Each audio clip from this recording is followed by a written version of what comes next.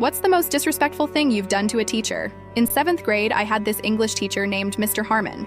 He was older, maybe late 50s, and very by the book. He wore sweater vests, corrected your grammar mid-conversation, and was the kind of teacher who seemed like he never forgot a single word of the dictionary. He also had this extremely dry sense of humor that most of the class didn't get, or didn't care to. I wasn't a bad kid, just mouthy. Smart, but the kind of smart that turns into sarcasm and defiance when mixed with boredom. I usually finished my assignments early and spent the rest of the period making quiet jokes or doodling comics of him turning into a grammar-obsessed dragon. He once caught one and held it up for the class, trying to make it a teachable moment. I remember saying, "At least I gave you wings, Mr. Harmon." He gave me detention.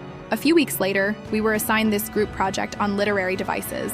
I got paired with a few classmates I didn't get along with, and the whole thing became a mess. When Mr. Harmon asked for the project, I told him I wasn't doing it because I already knew what a metaphor was, unlike half the class.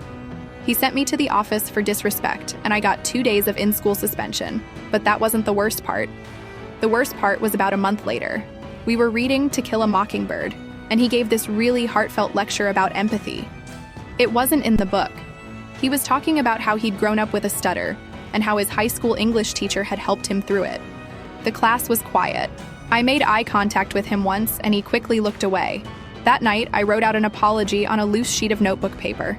It wasn't long, just "Sorry I've been such a jerk. You're not a bad teacher."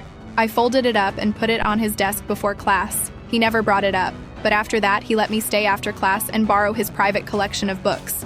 He even recommended one I still think about now. We never talked about that day, and I never acted like that again. Not with him, not with any other teacher.